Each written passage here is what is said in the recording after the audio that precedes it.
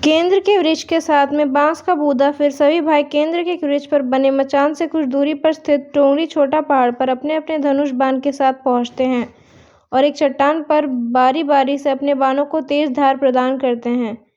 टोंगरी के ऊपर सबसे पहले बड़ा भाई अपने तीर को चट्टान में धार करता है और अपनी बहन पर धनुष से निशाना लगाकर तीर छोड़ता है। तभी राजकुमारी पूरी बातों को समझ जाती है कि भाइयों का क्या इरादा है और अपनी मातृभाषा में गीत को गाने लगती है। बिंदु बिंदु दादा छाती तईक तईक, अर्थात जान से मारना ही है दादा साहब तो तीर को सीधे मेरे छाती में वार करो, इधर उधर तीर क्यों चला रहे हो। फिर सभी भाई बारी बारी से अपने तीर के धार को तेज करते हैं और राजकुमारी पर निशाना लगाकर तीरों को छोड़ते हैं।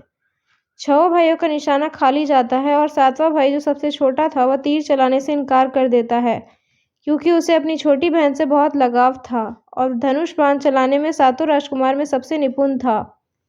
राजकुमारी जानती थी कि उनके सातों भाइयों में सबसे छोटा भाई दादा बाकियों की तरह लालची नहीं है। 6 भाई छोटे भाई पर पूरा दबाव डालते हुए आदेश देते हैं कि अगर वह तीर नहीं चलाएगा तो बहन की तरह उसे भी मार देंगे। फिर छोटा राजकुमार उदास मन के साथ तीर को छोड़कर तीर को थोड़ा ही धार कर दूसरी दिशा में तीर को छोड़ने की कोशिश करता है और तीर को धीरे से छोड़ता है। राजकुमारी हर बार की तरह इस बार भी वही गीत गाती है, बिंदु बिंदु दादा छाती तईक तईक। इतने में छोटे भाई का तीर सीधा राजकुमारी के सीने को भेद देता है और राजकुमारी की आत्मा शरीर से अलग हो जाती है और उसकी आत्मा उसी स्थान पर भटकने लगती है। तभी वह देखती है कि उसके शरीर का मांस खाने के लिए उसके भाई कैसे लालच करते हैं और सबसे छोटे राजकुमार को जबरदस्ती मार पीट कर उसके शरीर को काटने का आदेश देते हैं। बहन के मांस को पकाने के लिए बहुत सारी सूखी लकड़ी लाने के लिए छोटे राजकुमार को जंगल भेजा जाता है। छोटा भाई जंगल के खोज खोज कर ढेर सारा लकड़ी जमा करता है और सोचता है कि कैसे इतना सारा लकड़ी को ले जाऊं। दादा जो रस्सी दिए वो भी 7 टुकड़ों में दिए हैं, उन्हें जोड़ने पर भी यह रस्सी इन लकड़ियों को नहीं बांध पाएगा। देर होने के डर से राजकुमार उदास होकर रोने लगता है और उसकी आंखों से आंसू धरती में गिरने लगता है।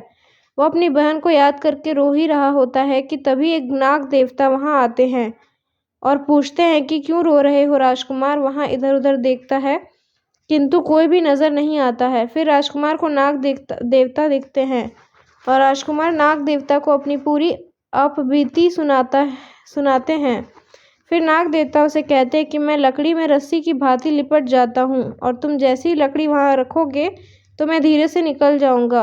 और राजकुमार ऐसे ही करते हैं। सभी बड़े भाई यह देखकर चकित रह जाते हैं कि कैसे उनका छोटा भाई रस्सी के 7 टुकड़े होने के बावजूद भी जंगल से इतना सारा लकड़ी लेकर आता है। तत्पश्चात वे लोग अपने छोटे भाई को पानी लाने के लिए एक घड़ा में 7 छेद कर भेज देते हैं।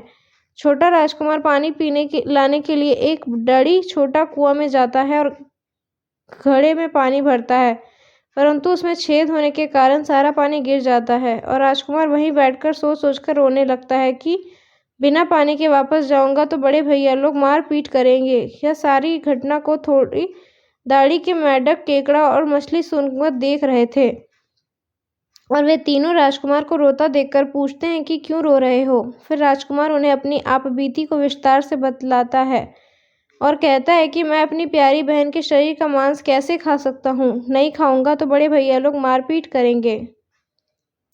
तब मेंढक कहता है कि तुम परेशान मत हो, हम सब मेंढक घड़ा के छेद में चिपक जाते हैं। फिर मछली और केकड़ा बोलते हैं कि तुम हमें लेकर चलो, तुम्हारे भाई जब राजकुमारी के मांस को खाएंगे तब तुम मछली को खाना और जब वे हड्डी को खाएंगे तब तुम केकड़े को खाना, बड़े भाइयों को शक नहीं होगा। फिर राजकुमार ने बिल्कुल वैसा ही किया जैसे केकड़े और मछली ने कहा था। रात को जब राजकुमारी का पका हुआ मांस खाने को परोसा गया तब बड़े भाइयों से छुपाकर वो मांस को दीमक के टिल्हे में डाल देता है और समय बीतने पर वह बांस का एक बड़ा बूढ़ा झुंड उगता है।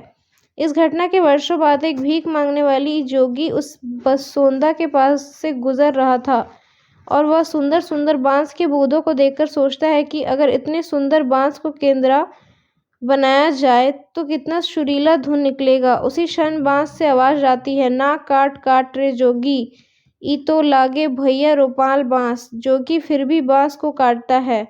जोगी इस उद्देश्य से बांस को काटता है, एक मोटा बांस का टुकड़ा काट कर ले जाता है कि इस बांस का आवाज़ इतना सुंदर है, यदि केंद्र बनाएंगे तो कितना मधुर आवाज़ निकलेगा। और जोगी इस बांस से एक सुंदर केंद्र का निर्माण करता है। इस केंद्र से इतनी मधुर ध्वनि निकलती है कि जोगी जहाँ जहाँ भी इसे बजाता है, इसके ध्वनि से लोग मंत्रमुग्ध हो जाते हैं।